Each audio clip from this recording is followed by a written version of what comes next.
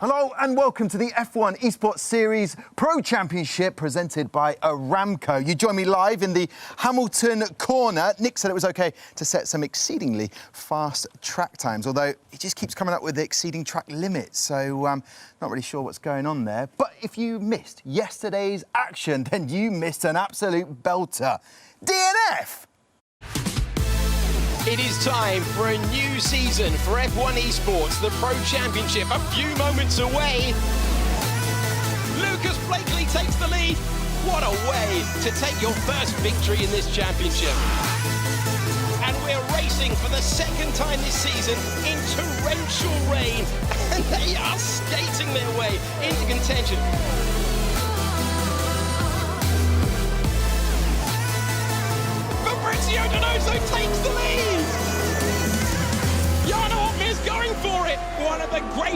lives of F1 Esports completed. Oh, those highlights were amazing. So let's get amongst it for day 2. And to do so, I need to introduce you to the team. And that man with the va-va-voom is Nick Hamilton. Actually, mate, I've got a bit of a word. I've got bones to pick with you. You've changed the settings over there. No I had an invalidated lap time, but that's not important. Let's go over to the next guest. And I must never, ever show my back to her. It's Natalie Pinkham joining us. I will bring you up to speed because you missed yesterday. You were playing golf. No, I was raising a lot of important funds and awareness for Parkinson's. The golf, though. Yeah? I mean, terrible. Really? Absolutely terrible. Did you shout 4 at any point?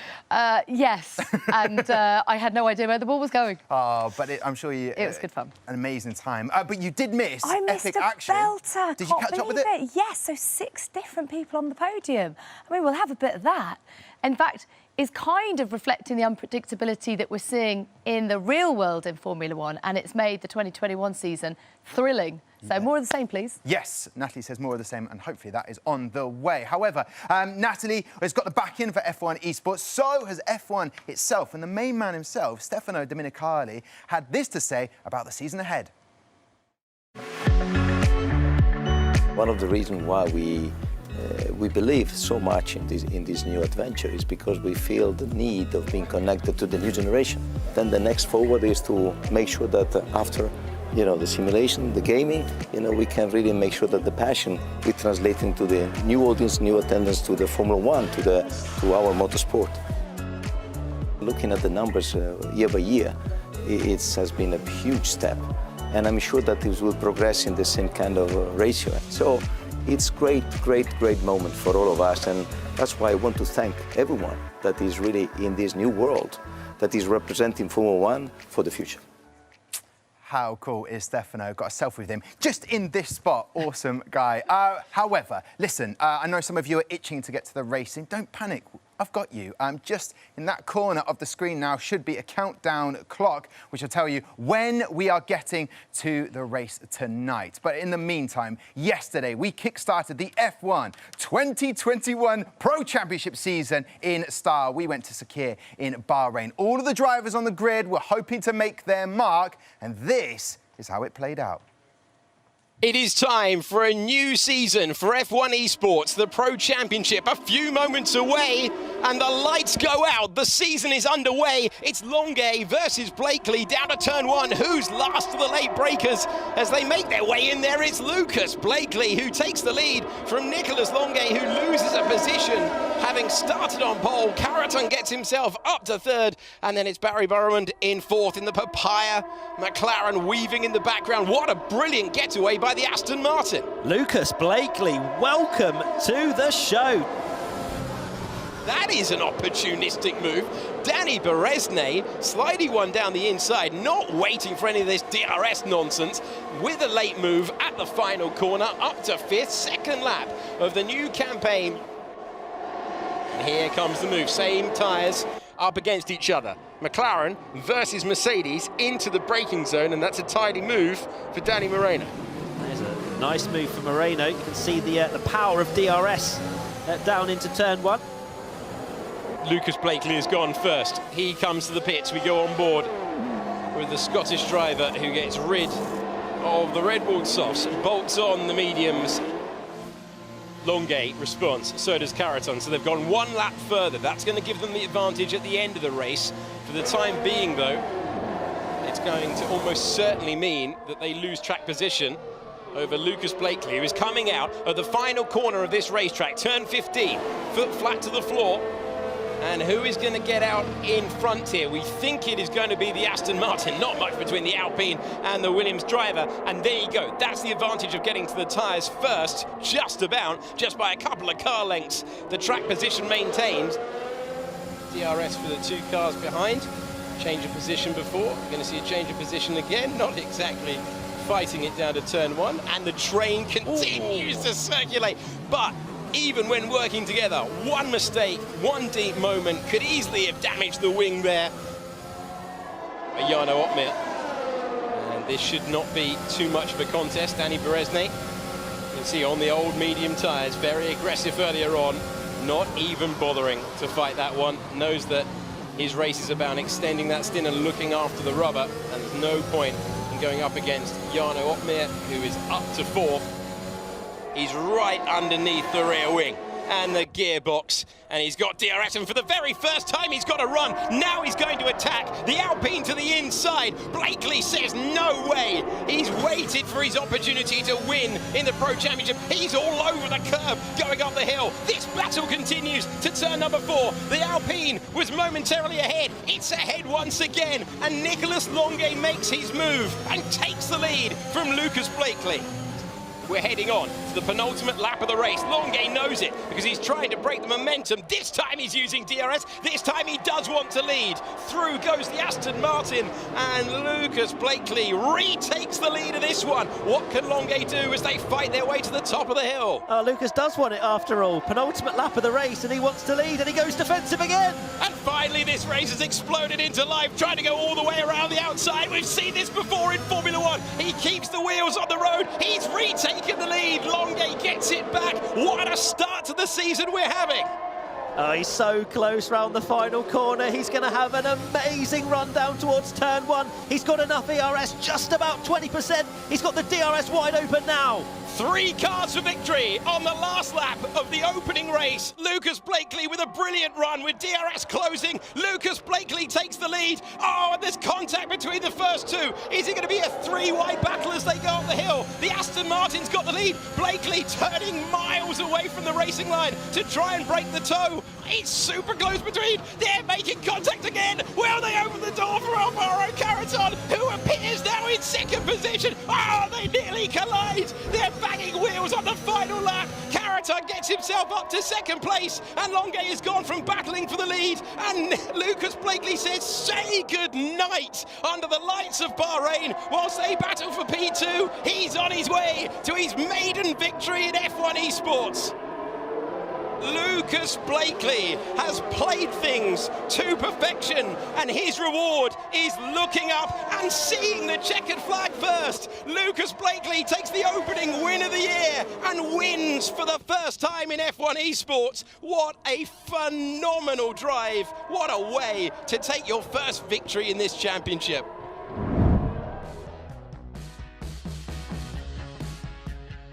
And that's it. And even get the fist there, celebrating already. And as you can see, Lucas Blakely, top of that, 25 points in the pockets for him and Aston Martin and the rest of that lineup. Nicolas Longuet, unfortunate, but what a battle, 1 and 2 there to see who would come out on top. Just wonderful to see it go right down to the wire there, and that last lap overtake, setting it up the season brilliantly. Yeah, and number 18 there, well, no, not the result he wanted, the youngest ever F1 Esports driver there. Just 17, isn't he? Yes, 17 and 2 months to throw it out there. You sound like my 6-year-old. I'm 6 and 2 months, Mummy. Sometimes I can be very childish. However, that is secure. Bahrain, done and dusted. But let's talk about Lucas Blakely for a second. Personal favourite driver of mine, just because of the progression. You're just saying that because he's won. No, it's Come not, on, because he Glory came Hunter. through the draft, had to wait an extra year because he didn't get selected in the first year. These are the results from last year. He's made it. You're now an F1 Esports Pro driver, and you're just thinking, I'm not delivering. Only 3 times in the points, and yet in one race, he just obliterates the score that he had for last year. That is absolutely brilliant, isn't it? And it just goes to show you can just click at some point in your career. It just suddenly makes sense. He's got the confidence to go out there and deliver. I'm going to compare him to Lando Norris, who, coming into this season, may have thought he's going to be outdriven by multiple race winner Daniel Ricciardo, and yet he gets here and he just comes into his own. And once you start that purple patch, it often continues. So good luck to him. Yeah, definitely. The brakes are off for Lucas Blakely. I don't know why I've just done. No, I've left an too early with awful that area there. Let's go over to the touchscreen to meet Nick Hamilton. As I said earlier on, bringing that sort of je ne sais quoi. He adds a style. Nick, you really did scupper me there with the settings on there. Sorry, I looked mate. awful at driving for a second. But who looked amazing was that last lap, and Lucas Blakely taking it. Yeah, what a last couple of laps we had. One of the best last couple of laps I've seen. So, touchscreen. So this is Lucas Blakely going down the inside of Nicolas Longuet, second to last lap, into the hairpin. DRS now closed, but Longuet knows he needs to get a better exit. And a better exit he does down the outside into turn 4, which is unheard of, unseen. A fantastic, really, really clean move. And that is Longuet into the lead. We're now going to the final lap. And Blakely has to get the job done again. DRS move exactly the same, pretty much as lap before, but he knows now that he needs to get a better exit than Longuet. Longuet gives him a little bit of a tap, but now he knows he has to put his car in the perfect position. And now it's a last gasp sort of opportunity for Longuet. Tries and he taps. It could have been the end of the race for both drivers, but that little tap has now allowed Alvaro Carreton to push Longuet onto the curb, up the inside, and now Longuet knows he needs to dive bomb Carreton to keep P2. P2 is what actually happens for Longuet. First win ever for Lucas Blakely. The maiden done. And do you know what? You saw it there. The passion that Nick brings. He brought it alive. I was like, I was in a live moment again. But I tell you what, this is difficult now. It sets the standard for what we expect for the rest of the Pro Championship. Yeah, and it's been clean so far. And I'm really proud of Lucas. Great job to come back and really get his championship off the ground. OK, well, I tell you what, don't go anywhere. And you mustn't go anywhere, because coming back after a little break, we'll be looking ahead to Shanghai in China. And we'll be chatting to some special guests. Don't go anywhere.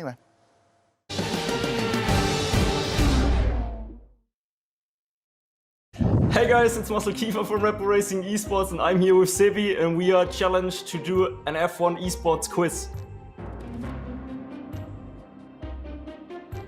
Freddy, of course.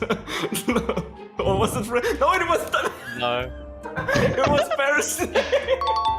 No, I corrected it. That was the warm-up round. That's not an easy one. Time is ticking. China, Austria, Suzuka. It's wrong. I already know it. No. China was every year. I got a podium every year. It has to be Brennan in 2018, surely. I don't know how many wins, but it should be Brennan. Thank you, Brennan, for winning in 2018. I get an easy question. I don't know. Can I say it? Can I get the I feel point? like it's 4th, 5th, or 6th, somewhere around there. I'm gonna guess 5th. Is that your final answer? Yeah, that's you sure? the final answer. You sure? You sure? I was 6th. I was ahead of him, but I didn't drive the final few races. There was also Mercedes. Yeah, that's easy. Well, what is it? 2020, 2019, 20... Yeah, Freddy. Yeah. No, we don't have Suzuka this year. If I get this and you can't, that's really bad. Do we? We have Suzuka this year. Canada, Hanoi, and Suzuka. 2019, because Tanitsa won it in his first year, right? Oh! His first That's domination. No. Yeah. You were very confident in that Freddy answer, yeah.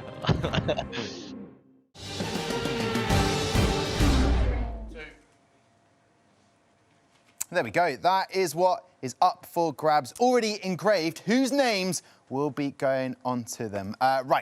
Nick, thanks for coming to join us. No more touchscreen for the rest of the night, or will there be more? I'm not so sure. Oh, what a tease. I love it. Listen, I tell you what, we should bring you up to speed completely with our second race of the season that took us to Shanghai International Circuit for the Chinese Grand Prix. The weather took a turn for the worse, and our drivers had their hands full. Here's a look at the best moments from the race. 5 lights are on. They go out, and we're racing for the second time this season in torrential rain. They inch away from the grid, and they are skating their way into contention. Barry Borman's lost the lead immediately. Marcel Kiefer takes P1. Then it's Borman. Then it's Lucas Blakely, fresh off the back of that first ever victory in F1 Esports. And then it's Rasmussen, Donoso, Haddad, Hadowo up to 6th position. Haddad down to 7th. Then the 2 Ferraris, the top 10, rounded out by Joni Tormela, but it's treacherous out there. Oh, you can see the puddles. It's absolutely torrential out there. As you can see, the Red Bull of Rasmussen having a little look up the inside. There's Blakely and Donoso fighting as well, and the rear ends are flying all over the place. Jarno Opmeer started on the intermediate time. If Jarno Opmeer starts taking time out of David Tanitsa, then you know that the intermediate tyre is the one to be on. Donoso prepared to give up good track position, not the only one. Not the only one. Are they all coming in for the inters now?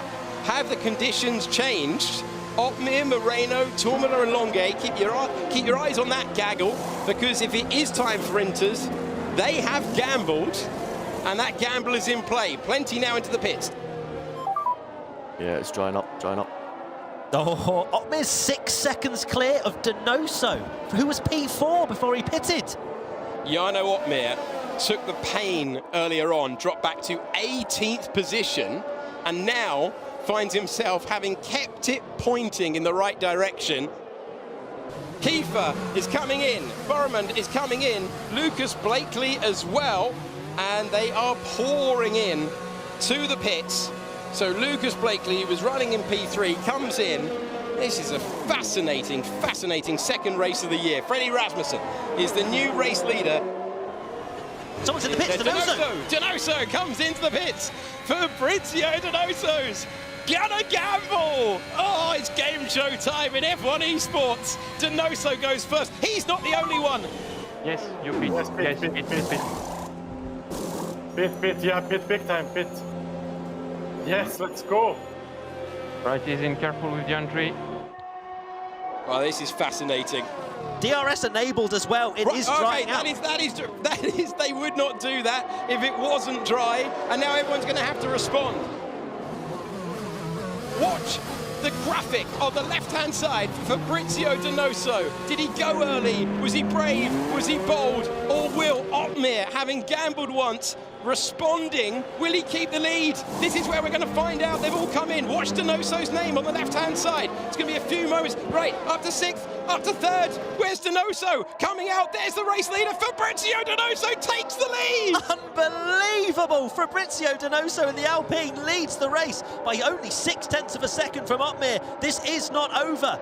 Wow, this is absolutely phenomenal. A race of 2 gambles, and now it's Alpine, who were in contention for such a long time. In the first race of the year with he's wide, and he's treacherous out there. There's still, if you move away from the wet racing line, you might open the door, and Otmir doesn't need a second invitation. What a battle into the final stages now. Donoso up against Otmir, both of them on the soft tyres. We have a race on dries, having started on full wets. We're now racing on slicks, and it's Longue with the fastest lap. Donoso, Otmir and Kiefer, the top 3. We had a 3-way fight, round 1 Bahrain.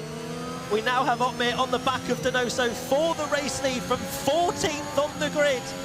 This has worked out perfectly for Jarno and the Mercedes driver. Can he get him into the hairpin? Well, he's in the traction zone now. He's in the slipstream. Can he take the lead? Jarno Otmir's going for it. There's no defence offered by Donoso. Was he caught unawares there? Jarno Otmir's got back through. Extraordinary stuff. Was Donoso trying the up and under? There wasn't much of a contest, but Otmir back at the head of the field. Those early laps when you're on the wrong tyre, when the main task was keep it pointing in the right direction, has led him to the final corner of the last lap, and you are watching one of the great drives of F1 Esports completed. Jarno Otmir is the brilliant winner in China after a sensational drive in the wet, a sensational drive in the dry, and that smile tells you all you need to know. Wow. Wow, indeed. Epic race. People are saying one of the best ever in F1 Esports Series Pro Championship. And that man there with all the smiles, Jarno Otmir, finishing top of the pack. Fabrizio Donoso back to that original form we saw all the way back in Abu Dhabi 4 years ago. Sebastian Job still not in the points, but getting closer. And Josh Idawu, his first drive in F1 Esports Series, still out of the points. Fastest lap goes to Nicolas Longue, so 1 point for him and that Alpine team. So here we go then. Let's chat about it. China, Shanghai, had a bit of everything. You didn't see qualification for those at home, but it was epic. Barry Boromund is not a rookie, but he's inexperienced. He was with Mercedes last year. He's made the move to get a number 1 or a number 2 seat, delivering there on pole and in the points. It's great to see when an inexperienced driver is able to deliver on that promise. And actually, that's really exciting to have so many inexperienced drivers there, 10 rookies this year. But yeah, it means a huge amount to him. Disappointing that he could only convert it to P5, but actually, I think what a great start for him. You know, as he means to go on, I'm sure. China's a difficult circuit to master as well, so in those changeable conditions. Yeah, he's done very well for McLaren. They didn't even drive Danny Berejny, which is mind-blowing, Nick. However, Donoso, the weather, something that we don't often see is that dynamic weather. It changes. In qualifying, it was sunny. Then all of a sudden, it's wet. And Donoso was the first one to change everything, to change the slicks in the pit, wasn't Hang on a minute. We've seen it pretty much every race in real F1, haven't we? And hasn't it made for a great season? It has, yeah. But I mean, it's great to see this dynamic weather coming into F1 Esports, because it means that drivers are doing qualifying laps in dry weather, and then straight away they've got to start on wets, and it's completely different. This is now Omir at the start of the race, the only driver on intermediate tyres at the start. He's absolutely getting swallowed by everybody else, but he's got to be careful. He could get a problem with his front wing if he taps somebody, but by lap 2, he's already making those tyres work straight away and into the lead as everybody else tries to pit. And I think, this is now Donoso with that pit stop strategy going into slicks or onto slicks for the first time. And then a lap later, that is Otmir going onto the slicks. And then Donoso has actually taken the lead. He's overcut Otmir. So now Otmir's got to make his move. 3 laps from the end, 2.5 laps from the end, makes his move down into the hairpin. And what a fantastic strategy and race win from Jarno Otmir, masterclass. And we've seen all too often the crossover is key. Making that decision at the right time is everything to your race. Yeah, and you do keep saying the word gamble. It was first of all Jarno Otmir made the gamble going into intermediates, and then it was Donoso thinking, hang on a minute, if I go onto slicks now's the chance. But it's a massive gamble. Yeah. Calculated risk. It was definitely calculated. What I was really impressed with Otmir was when they did a radio intercom. It was asking him, when should we cross over? And Otmir said, I'm overheating rears. It's now time for me to come in. And he knows the game in and out, like the back of his hand. And that's what got him the win, I would say, with when to move tyres and change tyres so quickly. And it's not too often you see the pit wall and the driver agreeing, isn't that right? but just speak to Lewis. Yeah, but it's the experience coming into play there. And the rookies are really up against it, because when someone like Jarno is in 18th place and gets to first, you're like, how do these rookies even compete? Because they need to get that time under them to understand how they can approach the races. But we're looking at the F1 Esports Series Pro Championship leaderboard at the moment. Lucas Blakely joint top with Jarno Otmir. And again, just to stress, Aston Martin last year finished last in the team championship. So already they've outdone themselves, and Lucas Blakely doing exactly that. And just down here, that name, a former champ in 12th at the moment, David Tonitza, that is something I did not expect to see. And does it, at this point now, 2 races under the belt, does that put pressure on David Tonitza and someone like Brendan Lee? Well, of course it does. You want to start the season as you mean to go on. It is disappointing to see FDA and Red Bull not performing just yet, but, it will come to them. But it's good to see a mixture of names in the pot, as we see 6 different names on the podium in the first 2 races. Yeah, and Nick, when someone like Lucas has that win under his belt, then performs really well in Shanghai as well, that breeds confidence, and that confidence gets those results. That we've often seen that. Yeah, it's all about confidence. Motorsport is all about confidence. Once you get a good result, it's almost feel like you can't put a foot wrong. And it's all about that momentum. Once you get that momentum going, and it's great to see, Lucas, who I would say struggled last season. We all know he did. He's come out fighting straight out the blocks. Fantastic first race, fantastic second race. And as I said, he's now got that momentum to keep going. OK, well, 2 professional drivers who never put a foot wrong are the Fittipaldi brothers, and they join us right now. Gentlemen, welcome to the show. It only seems like yesterday we were racing in the virtual Grand Prix. Enzo, good evening to both of you, but Enzo, I want to ask, have you continued to practice on the game? Because you dominated it. Yeah, so we do quite regularly. We do a lot of we do streaming on Twitch, and even today we're playing the F1 2021, and we were doing a duo, me versus my brother, on the time trial at Imola, because the new track came out just on the game, and he got the world record with no setup on the game. This guy, so he's so quick on it. It's unbelievable. No, I got the record with the no setup record, and now I'm trying to get close with the setup one, where I think 2 to 3 tenths off, so it's close. Yeah. Fantastic. Yeah, so it's great.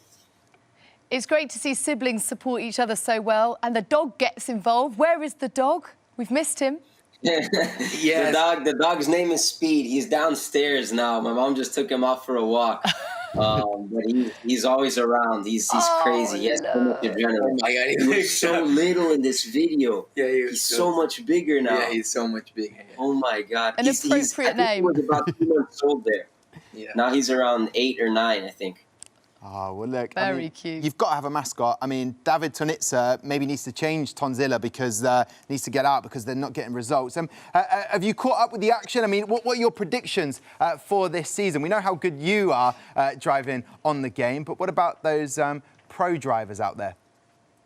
So I've been watching the recent races. I think I saw the results. I think I've been watching as well. Jarno Apmir, he looks extremely strong. I think he won yesterday, and yeah, I think honestly, I think he has a good shot at winning the championship. Okay, well there you go. You heard it here first from Enzo and Pietro Fittipaldi. Gentlemen, such an absolute pleasure to have you as part of the show. All the best for the rest of the season, and thanks for joining us. Thank you guys. Have a good day. Have a good race. See you guys. See you. Bye. So there you go. That's sort of seeing pro drivers using the sim and the rig to help their skills. I imagine that's going to get even more popular.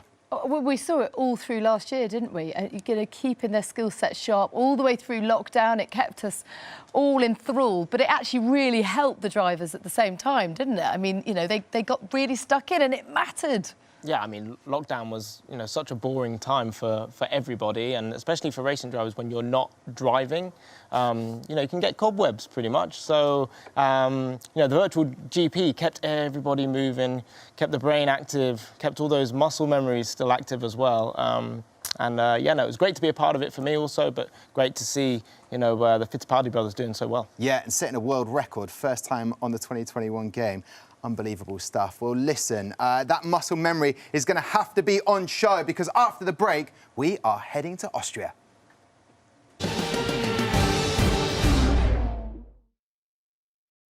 Hey guys, it's Marcel here from Repo Racing Esports, and I'm here with Sebi. We're kind of teammates for the Teammates Challenge. Let's go. Oh, Interstellar. Wait, no, he can fake the result because I already said it. He just doesn't want me to get points. Shawshank Redemption. Oh, unlucky. I mean, I do like it, but I'd put Inception higher, so... I hope this is correct. I hope it's winning the championship last year. Team's championship. Please? No, that was my second answer. Oh, I mean, no. I would have never been at Red Bull if I wouldn't have won that. Silverstone. Yeah. Just want to say, if he says Spa, I will be so... No, the curbs annoy me. I want to say, just because it's Star Wars related, The Mandalorian. Doesn't look it. Clone Wars! Oh! I should get honorary points for that. I mean, we're technically half teammates, so we also get half points. Baby Shark. I hope that's not your final answer. I don't sing in the shower, unfortunately. Summer. Writing an essay. Both, but snow is cool. Snow. How am I meant to correctly guess that? You're meant to be helping the team here. Well, this is why we're not teammates, clearly. Well, I'm glad.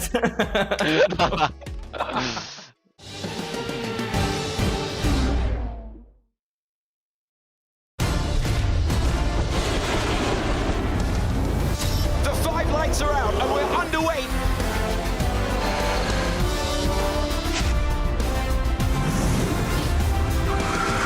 Lost in front right corner.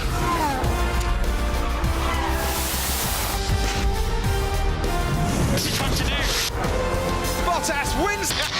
Yes.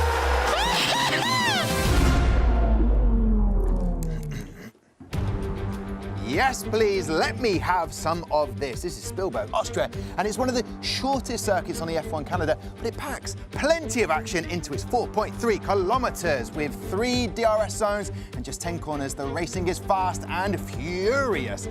Now, most of the overtaking opportunities come heading into turns 2 and 3 if the drivers can hold the car on the exit after braking late on entry, while a good rundown into the hairpin turn 4 can also bring rewards, as Jarno Opmeer showed in 2019. Here he is taking on Cedric Tome. And then, of course, this moment, Opmeer and Carrington last year. And that last year brought us a Marcel Kiefer and Freddie Rasmussen 1-2 for Red Bull. Will that happen again tonight?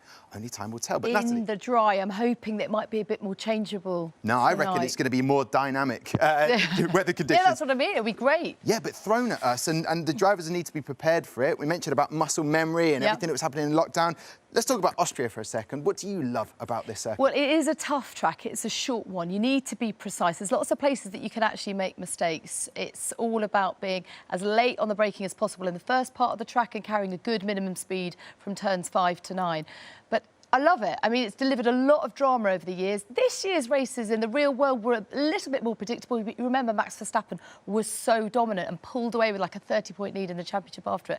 Obviously, momentum has swung back to Lewis, and they're backwards and forwards and backwards and forwards. But it's been great. I love Austria. It's so beautiful as well. It's always great to go there. Yeah, in terms of which driver, the ones that are just going to put their foot down, just go for it, send it, or does this require a bit more of a caution from the driver and think tactically? Because we saw in Shanghai and Marcel stepping off a little bit, thinking, I just need to make some ground here and get some points. Are we going to see caution or just people just going for it? I'm not sure caution's really a word that factors in any racer's mind. And particularly at the start of the season, you want to go in and dominate. But it's not an easy track to master. You kind of think because it's short and it's, you know, seemingly simple, anything but. OK, and do you expect something as magnificent that happened for Red Bull last year, a 1-2? It's not easy to have that happen for a team to just click completely for both drivers. Well, we haven't seen it yet with Red Bull, have we? And as you say, it was Kiefer, Rasmussen and Opmeer, the top 3 in the dry. I'm predicting some rain. OK, well, listen. That'll change everything. All right, well, it comes down to that qualification.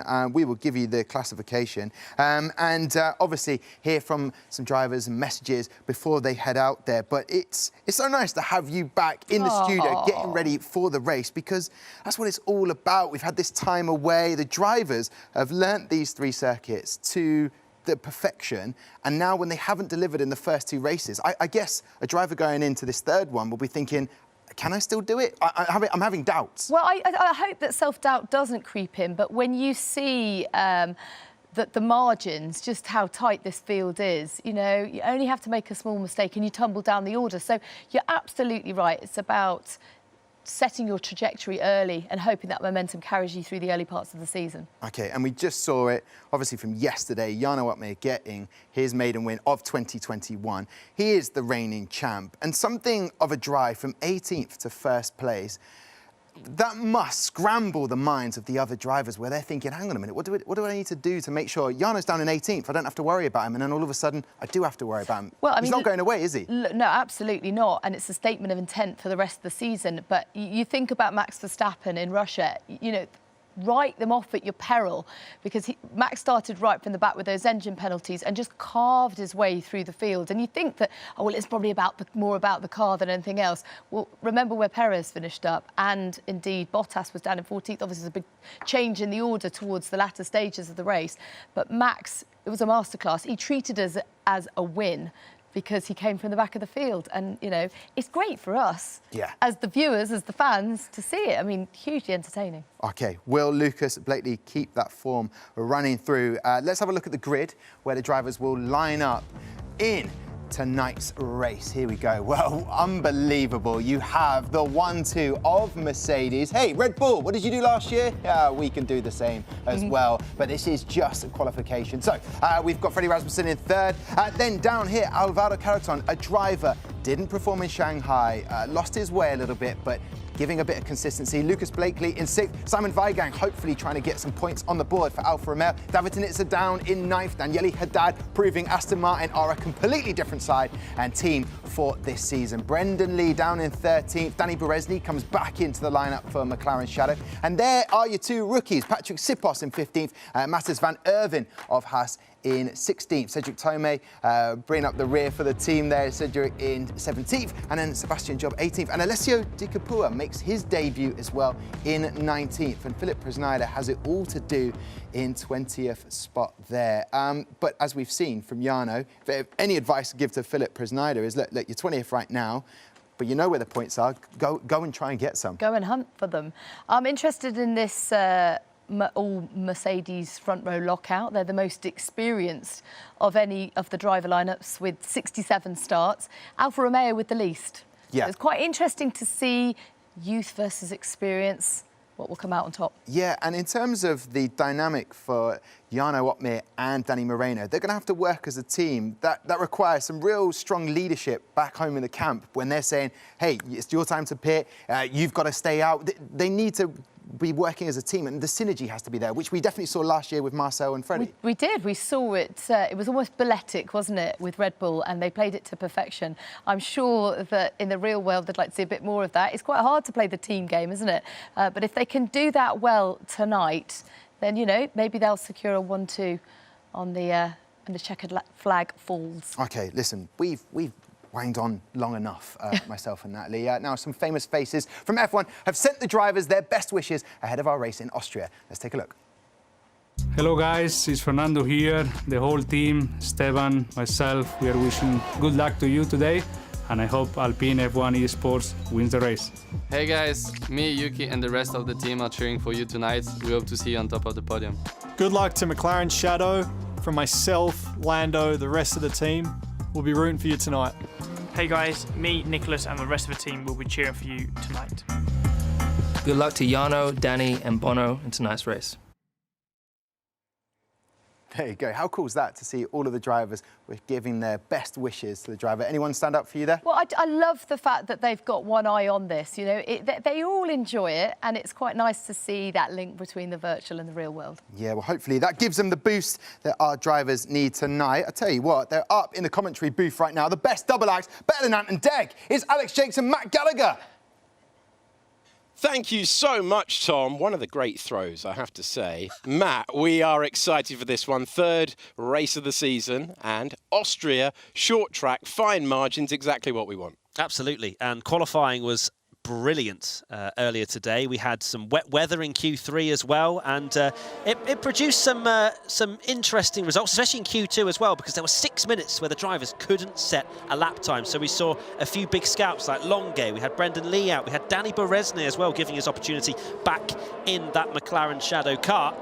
So we've got a slightly mixed up grid, but not at the front. Jarno Opmeer, a Mercedes 1-2.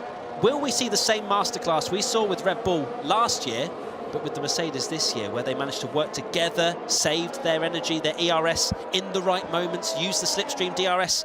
You can see it is dry, so it should be a very, very interesting race. And Opmeer deciding to start on the medium tyre.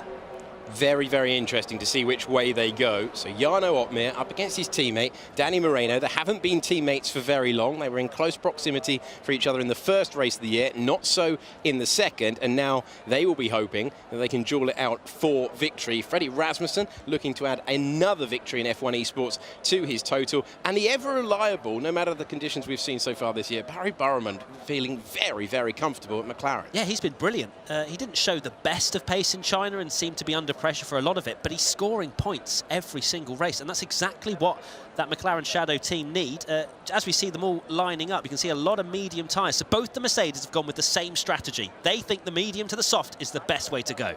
It's going to be fascinating to see if that is the right way. Can Freddie Rasmussen split the two Mercedes? Here we go. All 5 lights are on. Lights out, and we go racing for the third time this year on an all-Mercedes front row. We are underway in Austria, and it is a good getaway for Jarno Opmeer. He covers across both his teammate and his rival, Freddie Rasmussen, in the background. Everyone off the road because turn one track limits always seem to be optional around this racetrack, whether the real thing or whether in F1 Esports. The top three are as they were. They're not trying in the background, though. They are giving it everything as they break down. Marcel Kiefer was risking one to the inside, and he managed to take 6th place initially, but the top 4 as they were: Opmeer, Moreno, Rasmussen and Burremund. It's an absolute litter of medium compound tyres. I haven't seen one soft tyre yet, so a lot of them going for the same strategy. Jarno, great start. Freddie Rasmussen was very quick off the line, had a look to the outside of Danny Moreno into turn 1, but nothing doing. Haddad has unfortunately retired from the session. That is going to be a big scout for the Aston Martin team, who have started so well this year. They've already managed more points than they've managed the entire season last year. Here's Alvaro Carreton. He started P7. He's been swamped at the start. Marcel Kiefer to the inside at the hairpin. And let's see what happens. They're going to settle down now. DRS, of course, not enabled till lap 3. And you can see it's very close indeed. There's nothing more than 6/10 separating any car on the field. As we go on to lap number 2, so Alvaro Carreton on pole position for this circuit 1 year ago, having a chat, looking pretty chilled, you have to say, as he sends it to turn number 3, haul on the anchors, and it's all about the exit from here because you're going to take all of that speed underneath the hoarding there, past the crowd on the left-hand side, but they're going to get themselves into looking after these medium tyres. So often it's who goes on the attack early, who decides to wait, but if you can extend the stint here, it really could pay off today. Yeah, it could indeed. It's going to be interesting. This track is not particularly abrasive on the tyres. It's not going to wear too quickly. It's a 25-lap race, and that might open up some strategy gambles. Could they go really early onto the soft tyres? That's probably the reason why we're seeing the mediums whacked on straight away, because they will look to go on the soft tyre as early as possible. Matt, have you seen anyone who's gone for the Red Bull soft tyre? I actually haven't so far, and that just shows they want to get rid of this medium tyre as soon as possible. And it is difficult to overtake around this circuit, as much as they are separated within a 10th. That in itself shows that they're all very similar pace, and then we get this DRS train, where Jarno Opmeer is leading the way and leading an entire field. Move to the inside. Late on the brakes, too late on the brakes. That was optimistic, and it's contact with Barry Burremund to allow Lucas Blakely back through. Just as Matt was telling you that they're all going to sit in the DRS train, he absolutely launched one. That's a man who's not feeling patient at all. Somehow, despite the contact, despite the mess at turn number 3, it's still Barry Burremund in 4th, albeit after a scare. Then Lucas Blakely, our first winner of the year in Bahrain, in 5th, and Marcel Kiefer, who's on the podium last time out in China. Now, I think Marcel Kiefer's picked up some damage here, Alex. He's 6/10 back on Blakely already. Remember, it's simulation settings on this game, which means a slight bit of contact, and it was a bit more than that into the hairpin, and you'll lose an end plate. And I feel like Marcel might be struggling at the moment. Let's keep an eye on that gap. It's now 7/10 of a second. He was on the attack, now he's on the defensive to Alvaro Carreton behind. 33rd start in F1 Esports for Marcel Kiefer, and that was very much unlike him, as Lucas Blakely, a little bit of a correction on the exit, but it's good to see how hard they are having to push. Jarno Opmeer continues to hold the lead. Now, can Alvaro Carreton punish that damage?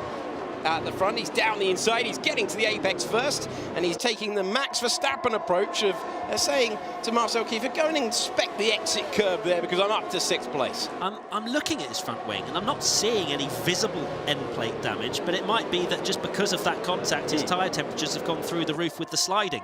It's one or the other. Here's Tanitsa though, and Kiefer's definitely struggling. And you can see he's just got a bit more front end, has that Ferrari, compared to the Red Bull ahead.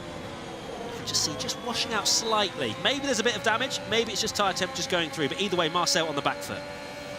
David Tanitsa, champion a couple of years ago, needing to get himself up and running.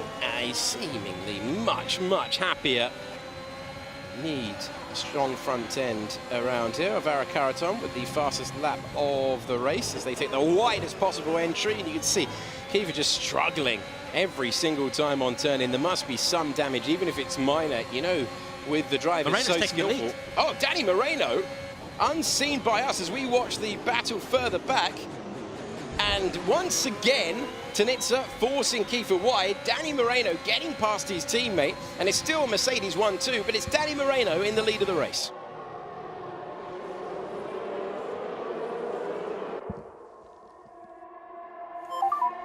Marcel has damage, Marcel has damage. Feels like an unofficial pundit this year. I think Lucas heard me asking, is there damage? Yes. There's the answer. There you go. So, Marcel Kiefer looking backwards, and so is Danny Moreno now, having taken the lead. So, these two, 1-2. Mercedes have the tactical advantage for the time being, ahead of Freddie Rasmussen, who is just so consistent in this championship, making his 35th start today, a 7-time race winner, a 2-time runner-up in the championship. Are we going to hear more from No, we're not. No. Actually, I'm going to answer a question about who's on the soft tyres. The only person is Danny Bereznik, down in 13th position. And I think the reason why they're not on the soft is because you just get stuck in this DRS train, and Danny can't use that soft tyre to his advantage. Johnny Tormela's made a big mistake because he's now down to P19. I wonder if that happened down towards the hairpin, if there was any kind of contact. But either way, Tormela's season is not exactly getting off to a great start. And this is a driver who's got good pace, and he's had good results in the past 4 times on the podium in F1 Esports, but it's just not working for him this year. No, it's not. It's not indeed. We're taking a look at the front 3. Well, I say front, it's the front 18, really, isn't it? They're all in DRS, apart from Johnny Tormela after that. I wonder if Mercedes made that switch because Danny was feeling a little bit more comfortable, perhaps got a little bit too close to the rear end of Jarno Opmeer and just had to make the overtake. Because if he lets off the gas, Freddie Rasmussen, who's 2/10 behind, might sniff an opportunity. So it's going to be very interesting. Does Jarno now take the lead? Look at that. So there you go. That's the team orders. Exactly like we saw last year with Red Bull. As you predicted, Matt. Formation flying for Mercedes, and Jarno Opmeer retakes the lead, I should say. Danny Moreno relinquishes it, and they are working as one. Can Freddie Rasmussen crack this code? Can he find a way to separate the 2 Mercedes drivers? At the moment, you can see that Opmeer is sort of taking the defensive line through there, slightly darker a few seconds ago on the game after rain earlier in the qualifying session. Just having a look at that for the time being, but Mercedes doing everything they need to for this time being. Danny Bereznik on that soft tyre, back in. He missed the last race, and now back in the car, but unable to do anything with that soft tyre, but he will be out of sequence, so he will have a chance to attack earlier than the rest of them, you would suspect, when he gets rid of that soft tyre. Jarno Opmeer with the fastest lap of the race.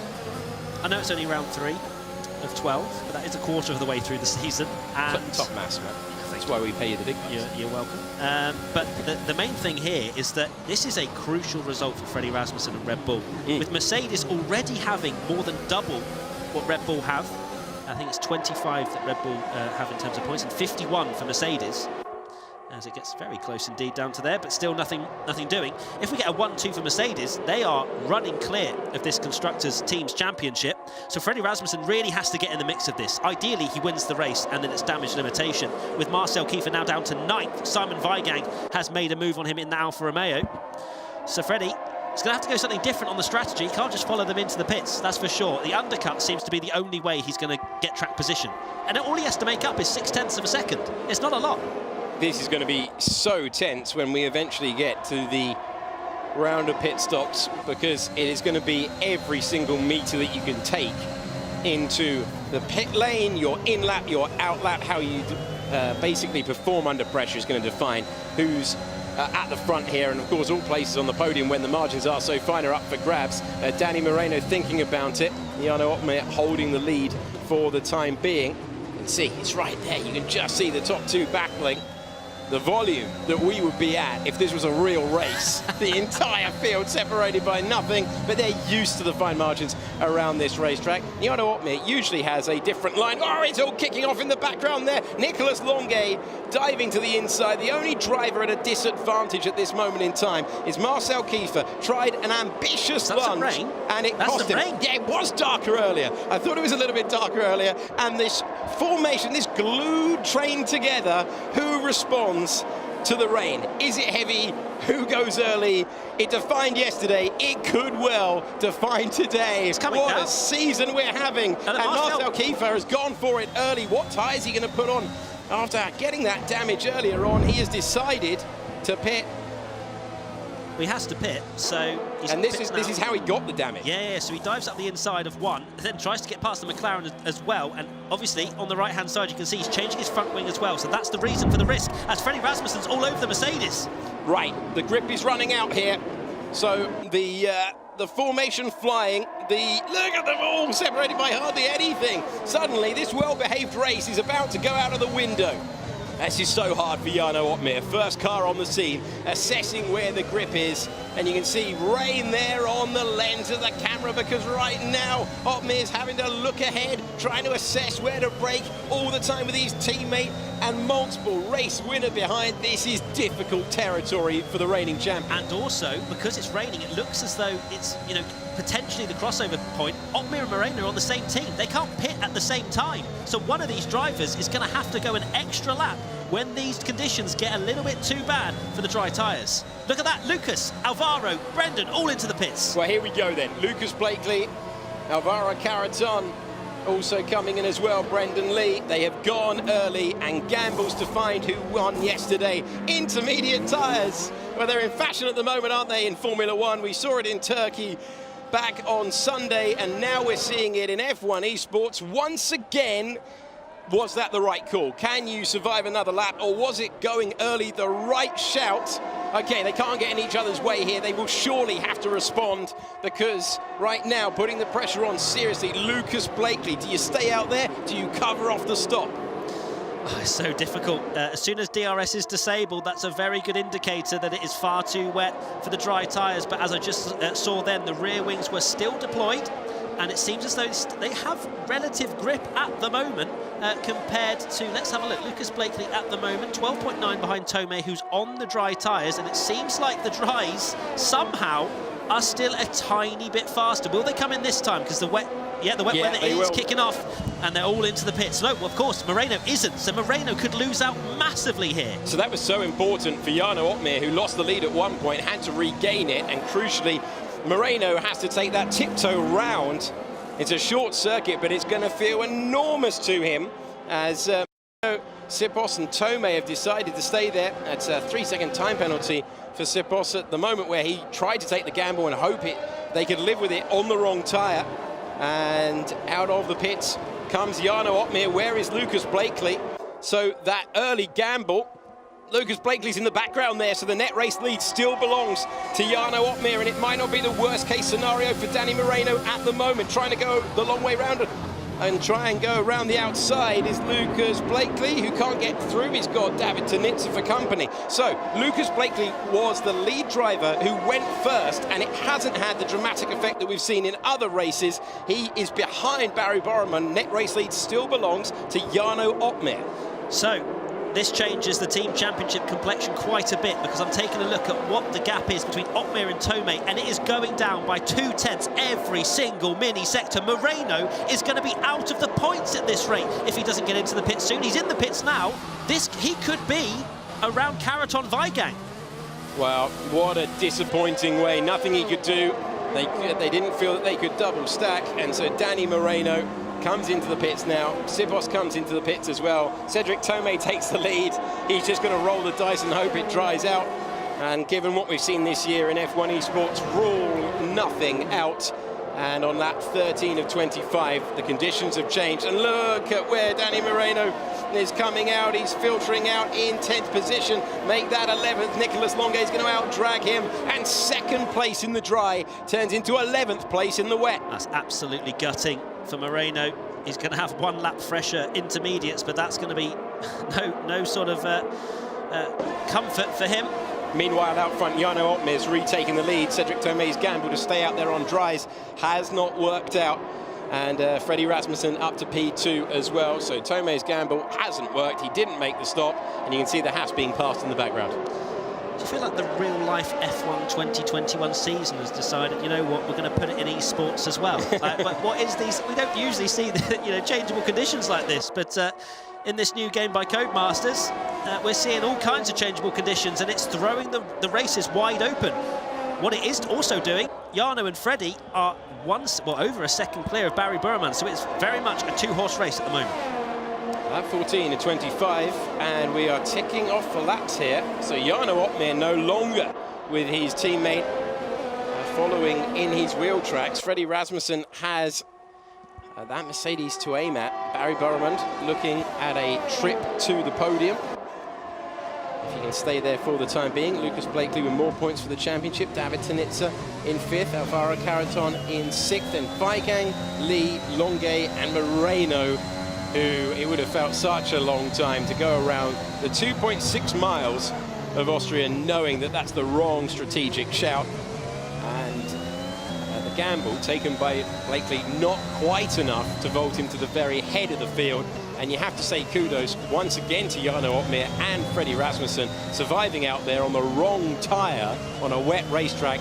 No mistakes once again, and it would have been so easy for one wide moment. As you can see, gravel tracks absolutely everywhere around this circuit, and that could have undone things. As it is, Opmeer versus Rasmussen. That has a great sound to it. High quality battle to the finish here. It does indeed. Happened last year as well, and again Opmeer and Rasmussen right at the front of the field. Worth mentioning Marcel Kiefer pitted 1 lap earlier than the likes of Blakely. Did not work for him. Of course, he had to change that front wing, which lost him a bit more time in the pit lane, and he's down in 17th position, so there's going to be no points scored by him unless a miracle occurs, which is going to be huge for Red Bull, who need all the points they can get after 2 relatively, well, I suppose China wasn't too bad, but Bahrain certainly was disappointing by their standards. You've got the likes of Lucas Blakely scoring consistent points for that Aston Martin team, and set for a decent result here if he can continue on his way for the next 10 laps. Worth underlining for Lucas Blakely, if you weren't with us last year, this is a total transformation for this driver. Yeah. They've changed the livery of the car, they've changed the team name, and they appear to have changed the approach and the ability of Lucas Blakely, because he's always shown flashes of speed, but he's putting it together no matter the conditions, no matter the racetrack. He's an incredibly respected driver, and I think that a lot of the F1 Esports participants have been quite surprised not to see Lucas Blakely head to the front of the field earlier, but for one reason or another, maybe it's that mental preparation. He just wasn't particularly ready to perform right there and then when it all mattered, but something's changed, and it's brilliant to see. Lucas, he will talk for days. You can say, how are you, and he will still be there till tomorrow. It's great to see Lucas up there. Let's hear some team radio. The moving under braking from Brendan is unacceptable. Welcome to Driver Standards Chat. We love it. Matt, what do you reckon? I mean, I didn't see it, so... he's not that close to Brendan either. He's not that close, so I imagine that the aggressive moves might have been very aggressive. Yeah. Maximum elbows out as we go back to the battle for the lead. Can Freddie Rasmussen do anything about this 7/10 of a second gap, which normally you'd be like, wow, barn burner, here we go, what a finish. But around here, that's pretty luxurious. It is, yeah, 7/10 is... get a cup of tea with that if you're Jarno Opmeer. I think the one thing that Freddie's going to be hoping for is changing conditions again. He needs to dry out, get the DRS enabled, and throw the dice maybe, because of course without the use of DRS it's even more difficult to overtake around here, as we see Brendan Lee currently running P8. He's right behind Simon Weigang, who's having a decent Austrian Grand Prix. Alvaro Carreton as well after his well, I said in the quali show it was pretty embarrassing, China, but he's bounced back nicely, and he had a great first race in Bahrain. So some more points for Williams would be great for Alvaro, and FDA 5th and 8th at the moment. That'll be most likely their best result of the season, which is a surprise considering that Ferrari have got 2 champions within the team. I was hyping them up, Alex. I was so excited to see both of those working together. Yeah. I thought they'd come up with something special, and we haven't seen quite that level yet. Not at this stage. Very easy to make a mistake. They're all doing brilliantly, you have to say, given the conditions, given the changeable conditions, considering most of them were on the wrong tyre. They're all on the wrong tyre when the rain was coming down. They dealt with that absolutely brilliantly. Barry Burman going very nicely indeed in 3rd place. The Iranian driver making his way to the final corner. We can hear from him now. You're consistently quicker than the 2 cars ahead, Barry. Yeah, I know. I can feel it. But you know, the thing is, I wanna have ERS to. Love it. Love the detail that we're getting. No, I can see it on my screen. It says. You don't need to tell me. He's in. Always nice to hear. Yeah, of course. It's a nice little bit of motivation, isn't it? 1.2 seconds behind Freddie. He is. He's going to have to close in that gap if he wants to have any opportunity. I think that Freddie is turning up the wick slightly here. It's half a second now to Jarno. Now, I would be amazed if we don't see some sort of attack from Freddie Rasmussen. We say that, and yet China, from whenever it was either last year or the year before, where he didn't make one move into that hairpin and sat behind the leader for, was about half a tenth behind. So we know that Freddie is a more measured, less emotional, it's easy to say, kind of driver. You don't see his emotion, and he is here to win. And maybe that doesn't mean winning this, but he wants to win the war. And this is the battle that maybe he has to relinquish if he doesn't get DRS a little bit later on. It doesn't seem to be drying up at all. And Jarno seems to be in control, but it is still close enough for anything to happen. One small mistake. These exit curbs are so vicious. Turn 1, we're about to see now from the rear of the Mercedes through here.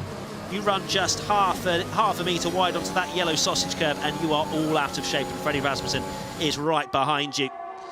But for now, Jarno Opmeer, who has won a championship, he knows how to win these things, is still very confident out in front. And Freddie Rasmussen, if you're new to F1 Esports, if Jarno Opmeer stays where he is, he equals the number of victories that Freddie Rasmussen has. So, Once we're doing the research. Well, it's fine. One of us has to. No, come on! No need! Mine's in my brain.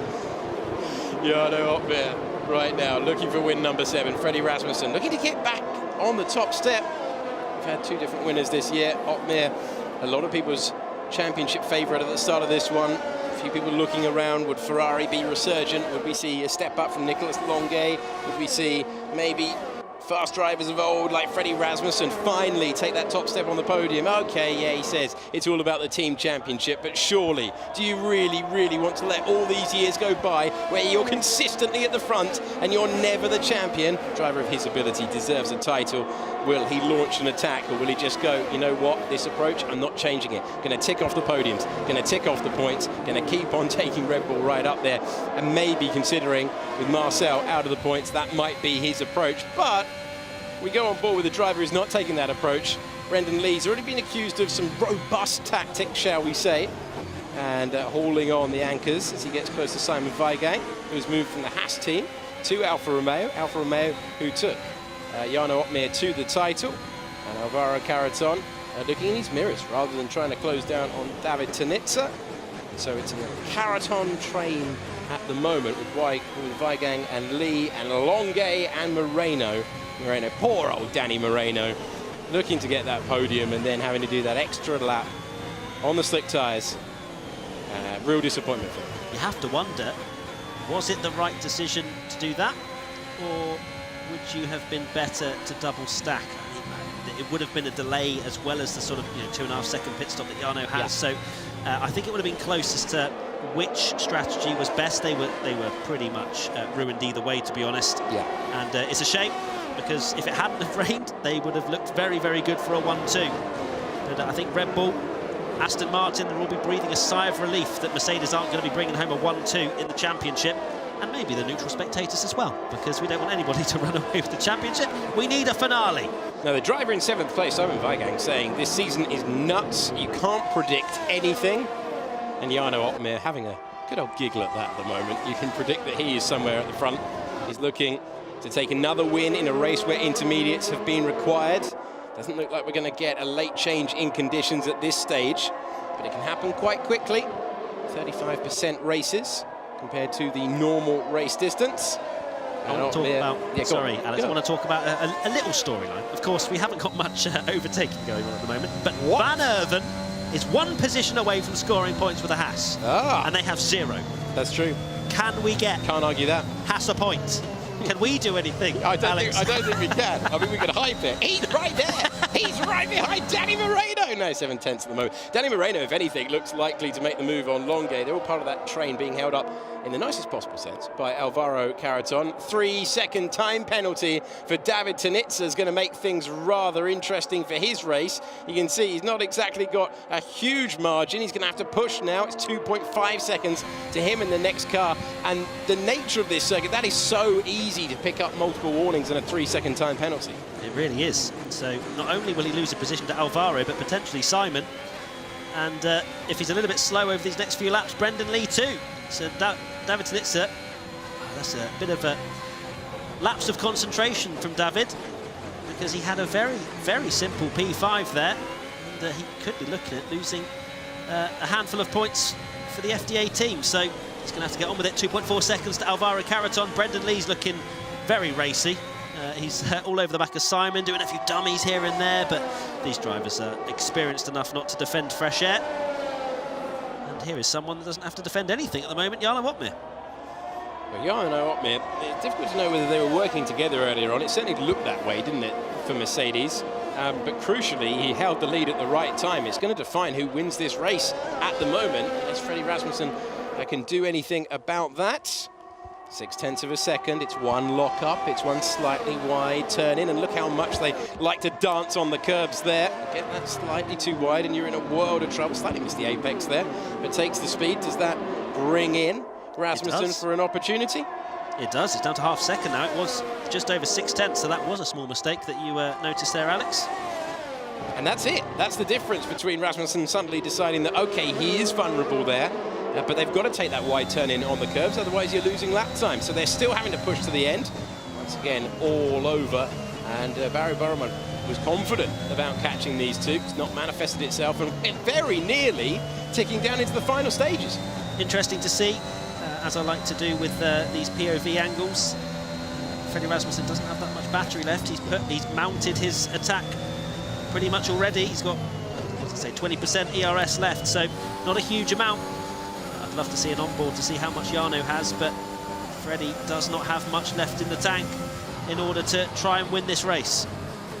On the penultimate lap then, 24 of 25, Opmeer looking for his second win of the year and his 7th all-time. The reigning champion being chased down, not comfortable, but he has had that gap around there the entire time. Lucas Blakely, a big winner, deciding to go early and vaulting up a couple of positions. In 4th place, then David Tanitsa with that penalty at the moment. It's going to drop him back behind Alvaro Carreton, but that is getting extended to 2.6 seconds. Further back, Brendan Lee. Is he going to wait and see? As he goes in to turn number 4 and still not able to throw one to the inside. It's as you were. Can anyone provide us with some late drama here? I hope so. Brendan Lee looks like one of those competitors that could. I'd love to see some late drama for Van Erven, and I'm sure Tom Deacon would as well. Big Haas fan, that guy. He is. Loves an underdog. He does love Haas. He says he loves them all the time, but then he's quite critical on the quali show. But I think it's because he just loves them that's so Deacon's much. version of love. Yeah, it is. Oh, I should know that, shouldn't I, really? But Brendan, I reckon, come on, 0.3 of a second, Brendan. Last lap of the race. And also, worth keeping an eye on, 2.7 seconds. Tome gets the penalty, but he's done an 18th. But let's keep an eye on David Tanitsa. 2.7 seconds. He's so close to maintaining P5. So, those are the storylines as we're on the final lap of the race. Not quite what we expected when we saw the rain earlier on. They've been so disciplined across the board, apart from David Tanitsa, who's giving it everything and trying to build that gap. Jarno Opmeer is checked out front. He is enjoying the last corners of this final lap, and he's on his way to his 2nd win in a row. He is indeed. Gets pole position, works well with his teammate Danny Moreno. Unfortunately, he lost out, did Moreno, but Jarno Opmeer is going to extend and go into the championship lead, as well as take that team standings higher up. He is still the driver to beat in F1 Esports for the 2nd race in a row. Jarno Opmeer sees the checkered flag first and wins in Austria. Freddie Rasmussen is back on the podium. Barry Burman takes McLaren up there. And I tell you what, Jarno Opmeer says, catch me if you can. And someone who did catch them is Karaton. Tanitsa just drops down to P6 by 1/10 of a second. I wonder if those 2 points will mean anything towards the end of this season, but they will definitely look back at that FDA and wonder why Tanitsa risked it. But Jarno Opmeer, what a drive, difficult conditions, adaptable, and yeah, it was great to see Jarno, a great victory. Jarno Opmeer's done it again. Oh, excellent work there from Alex and Matt, spitting raw bars there up in the commentary booth there. Beautiful. That's what I'm calling it. Exceptional stuff, and what a race, Natty. Let's have a look at the provisional classification of round 3. We were just in Austria. We've already had Shanghai and Bahrain, but there you see it. Jarno Opmeer sitting pretty at the top. And I'm noticing 26 points. Why? Because he gets the extra point because the DHL fastest lap. And Barry Boremond, very consistent at the moment, Natalie. And Freddie Rasmussen getting back to some form there as well. And Brendan Lee, David Tanitsa, both in the points for FDA Hublot. So great work from them. And further down, the likes of Danny Beresny still without a point. Bit of a shock, that, for me. And then Marcel Kiefer as well. Early on in that race, just didn't go to plan for him. But there you go. I'll tell you what, Natalie, are you up for chatting to the winner there of the race? Come on, let's get him on. It's Jarno Opmeer time. Congratulations, Jarno. A back-to-back victory. You've just got the win in Shanghai and now a win in Austria. You made it look so easy. How did you manage this, Jarno?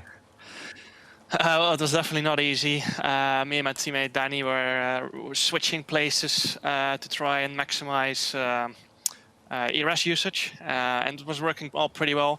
But then the rain came so fast, one had to pit, and then 1 lap later it was basically so wet that slicks were not working anymore, which is very unfortunate. We were trying to get a 1-2, of course, which I think we were on course to do so, but the rain made it a bit harder. Certainly difficult conditions, as you've alluded to, which caught some out. How much more satisfying does that make it for you to take the win and build some consistency? 2 wins out of 3, that ain't bad. Yeah, it's not, I think I'm 3 points behind on what I did last year. So Bahrain, of course, was not my best performance, both quali and race. And then, yeah, yesterday in China, I made that strategy goal on the Inters, which worked very well.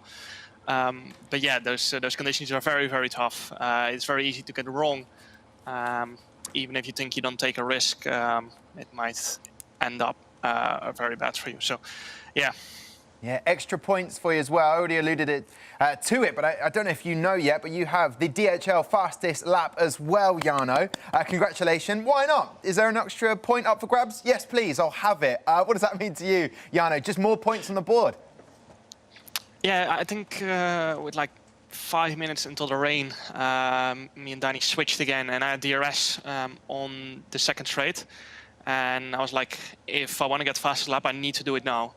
So I used to up a lot of my ERS, push really hard. And then, yeah, I think I got about 5 thousandths of a second. So that 1 extra point might be important in the end.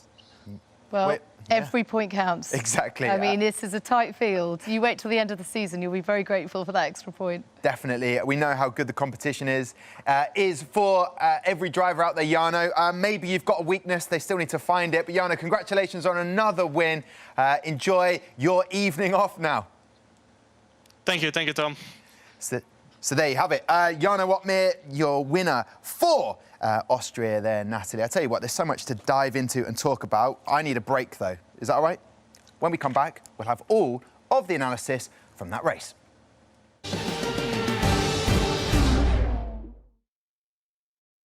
Yo guys, I'm here with Marcel. We're going to do the 5-second challenge. Let's get stuck in and see how it goes. A rock, a javelin, a spear. I don't know if those last two count as separate hot lap. A Renault X and Red Bull logo. It has yellow. Hey, come on.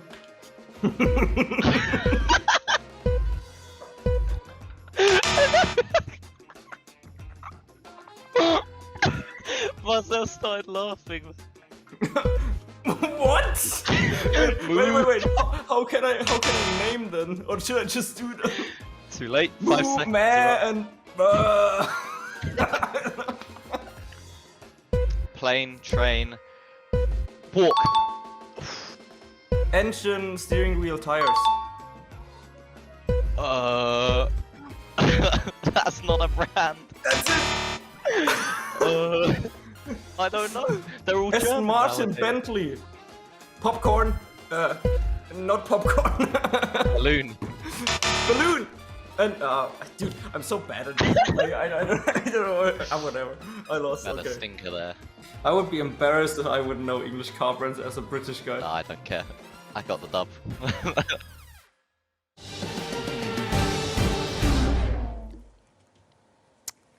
I had that break, but I still didn't get time to clean my glasses. You missed a bit. Yeah, loads of it, to be honest. But anyway, what a race that was, Natalie. You still saw the race, that's the important thing. Yeah, got through it. It was epic, had a bit of everything. And I tell you what, great to see. He's not a rookie, he's inexperienced, but he's getting his proper drive for McLaren Shadow, and that is Barry Boremund. And what a great race for him, getting his first podium. Yeah, absolutely. He was frustrated last year, and he's now taking those opportunities when they come, feeling that actually he was quicker than the two cars ahead. But yeah, to secure that podium was great. I'm sort of intrigued as to whether he couldn't make the move if he was indeed quicker than them, whether it was about the DRS being disabled, he just couldn't make those overtakes stick, or whether he was perhaps being a bit conservative in order not to jeopardise that podium. Yeah, it doesn't happen often for a new driver in F1 Esports that is just in the points every single race. That sort of consistency is what someone like Alvaro Carreton has missed out. I mean, he was in the points today for Austria, but he wasn't in Shanghai. And I can imagine Barry being there or thereabouts at the end of the season. Well, we will see if your predictions are right. I don't want to jinx it. I don't want to jinx it. However, though, we just chatted to him. Jarno Opmeer, so many lights in that setup. I'd love to see the celebration of someone coming in, the high fives there, but he is so consistent and just doing what he needs to when he needs to do it. Absolutely, it meant a lot to him, didn't it? And it's so important to get those strong performances in now to set you up for the rest of the season. Yeah, and it's not just that consistency, but he was also kind of harsh on himself. We chatted about it in the break then. Yeah. You said he's very critical of himself, but that's what pushes you on. You can't rest on your laurels at any point. Absolutely. We're saying, you know, well done, 2 wins out of 3 ain't bad, and he's tied Rasmussen now for most wins on 7, but he was too busy comparing it to last year, saying, well, I'm still 3 points behind where I was this time last year. Yeah, I just saw there, just in the video, who's touching me? I've just won a race. What do you do? Oh, I know you. Yeah, you got a lanyard on. It was a beautiful moment. So Jarno, the target's on his back, 2 wins now. However, someone who's not been consistent with form, which is mind-boggling for how that's happened, Freddie Rasmussen, 7th in Sakir, and then goes all the way to Shanghai, a 17th, but now back finishing 2nd in that race. That's good to see him back in the form, because now we've got a bit of competition again. Absolutely. You know, this is one of the most consistent races we know, and it's great to see him return to form. As you say, that 17th, it was like, hang on a minute, what's that about? Something's happened here. But he had a good race. And then Danny Moreno, I felt like, I said before the race, we were hoping for maybe a 1-2 as a repeat of 2020 Pro Championship. But he sort of, for the team, he had to take one for the team. There was a different strategy. They didn't want to pit at the same time. It's kind of an unusual one, that. I felt a bit sorry for him, actually. It felt like he lost out when it came to strategy and pitting too late and ultimately tumbling down the order to P10 because, you know, it was all looking pretty good for him at the beginning. Yeah, OK, so, yeah, it's not easy when you move to a new team. You've got to prove yourself. However, what does it do for the Drivers'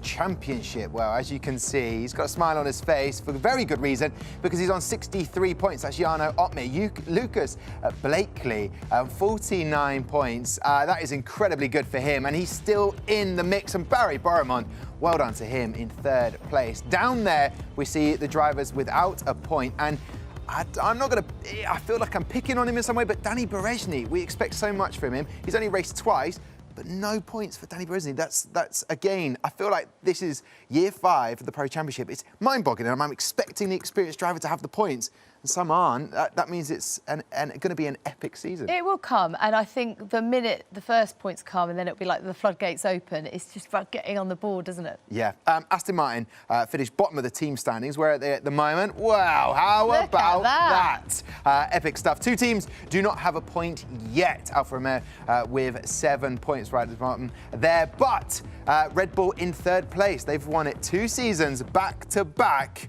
and anything could happen. 3 races down. I'll tell you what I'm going to do. I'm going to get off the desk. Bear with me a second, Nasty. You stay there. I'm going to go over to that man over there at the touchscreen. We spent a lot of money on this touchscreen. We're going to use it. Here we go then, Nick. What do we need to know about that you picked up from that race? Yeah, so the first thing I wanted to pick up was Kiefer. Now, he's not having the best of starts to this year. Making a bit of a mistake. It's only lap 3, and I don't think he's trying to go up the inside of Barrymont. He's actually made such a mistake that on his braking that he's ended up clouting Barrymont straight away, actually gets ghosted, and he damages so much his car that, you know, Tonitza's now trying to make his move and take advantage of it. But he's lost so much time to Tonitza, to Weigang, to Brendan Lee, and now Nicholas Longuet. By lap 9, he's dropping like a stone, which is quite unfortunate.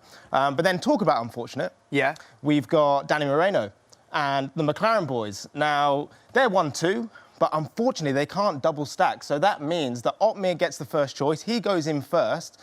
And that means that Moreno has to come in 1 lap later. And because of the track conditions, 1 lap was the difference between P2 and P10. Poor old Danny Moreno. So what a shame. It was a day that could have been, as you could see from Otmir, he did say they were looking for a 1-2. It could have happened, but unfortunately, it didn't. Yeah, my favourite highlight from the race was the fact that at one point we had the team radio with Lucas Blakely say, Marcel has damage, Marcel has damage. I was like, yes, what's going to happen? So I love that they know when the other drivers are struggling and they're like piranhas. They're straight in there, not trying to make any mistakes and capitalise on it, which we saw with Brendan Lee. Started in 13th.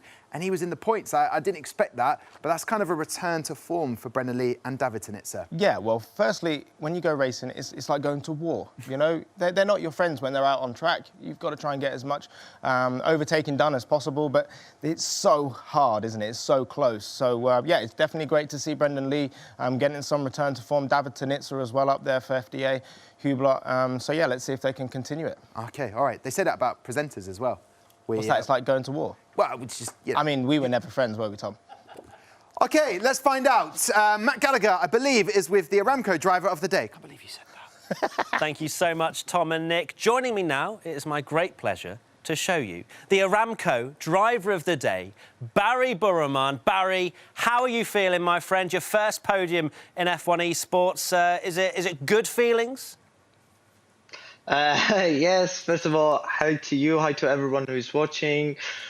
And yeah, I should say after so many unlucky, I would say, and not ideal strategy yesterday, I finally got my podium. And yeah, why not? I'm just happy. And yeah, and thank you for choosing me for driver of the day. Oh, it's you're welcome, a great pleasure. You're welcome. I'm sure the money will be in the post soon. So I was wondering, of course, we had changeable conditions both in qualifying and the race. A lot of adaptability needed from the drivers. How hard did you find it having to change from wets inters to dries and that constant slippery condition? Yeah, first of all, if you want to speak about quali, I knew I was really confident that I could still try to get pole because the pace was really there. But in Q1, I messed up my first run a bit on the soft, and then I had to use another soft to be safe. But in Q2, it was like I checked the weather, and then it says like, I don't know, like some minutes it's going to be rainy. And I was speaking to the team and said, okay, man. And then we were really struggling to choose the tires we are going to go because we knew if we choose it wrong and then the lap time wouldn't be enough, then we have to back to the garage and use a new one because I had only one new one left for Q2. And yeah, I just sent it, to be honest, on old tires and it paid off. I did a really good lap and I get like P3, I think, in the bankers lap. And then when I went to the garage to be more safe, because when you reach Q3, you will get one more fresh soft as well.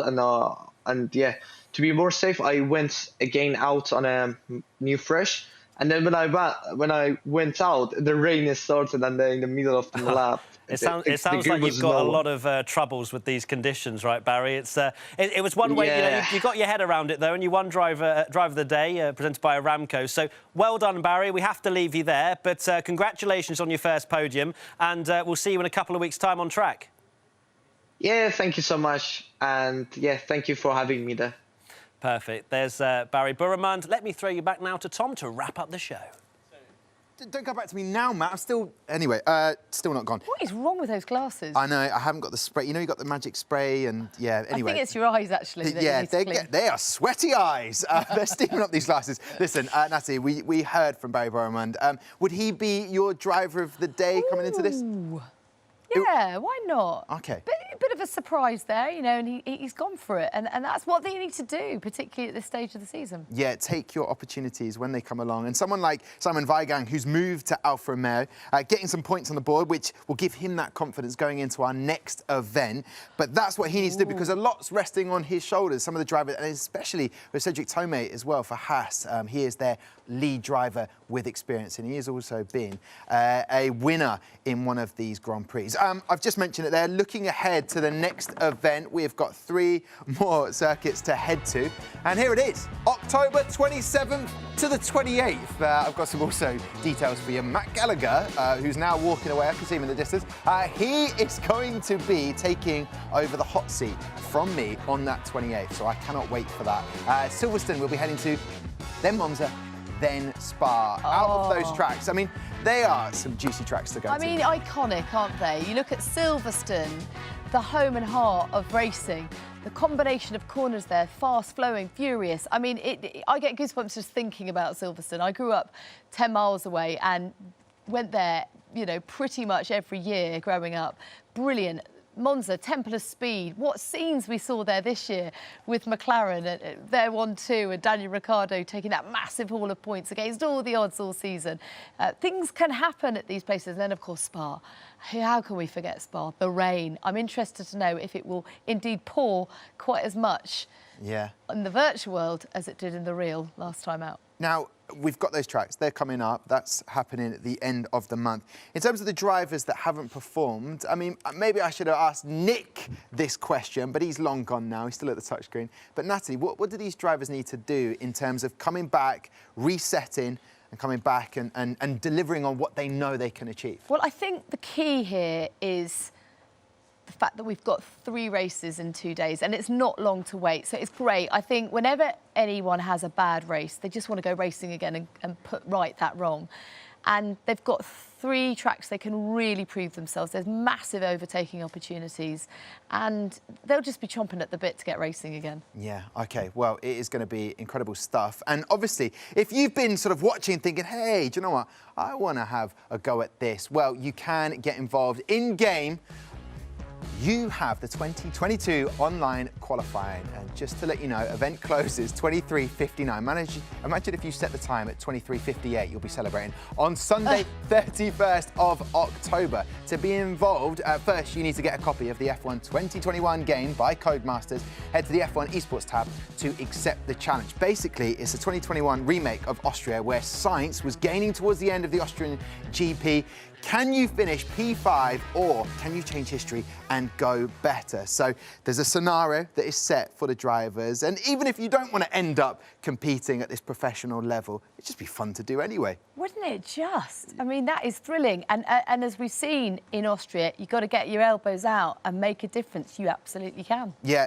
One thing I do want to talk about, those team standings and the likes of Red Bull, and I suppose it is the talking point before we wrap up for our first event, is Red Bull. Twice they've been the reigning champs, and now they're looking at this situation where, hang on a minute, we are not where we expected to be. How do you think they're going to deal with that as a team? Freddie and Marcel, are they going to sort of be looking at this and thinking, we've got a lot to get ready for? Or were they thinking, hey, we know we can deliver? Yeah, I think they are on the back foot, but we've seen from them before, they are a seriously professional outfit. They leave no stone unturned, and I think that they will get back together, galvanise, and you know, they know they've got the talent. They know they can deliver. It's about pulling it together on the day. And as I say, at least we don't have long to wait for the next set of races. They can throw themselves into it and hopefully get some strong results. OK, and the difficult question, with under a minute left, is Jarno Opmeer. Can anyone dethrone him? Well, I tell you what, it's not going to be easy, is it? You know, he's confident, and it's so difficult to unsettle someone that's in a decent run of form. OK, well, there you go. You've heard from Natty. So thank you very much Oh, for everything pleasure. this evening, Natty. To Nick Hamilton, to Alex Jakes, to Matt Gallagher, to you guys. We'll see you on the 27th of October. And I tell you what a great way to start Season 5 of the Pro Championship. Brilliant.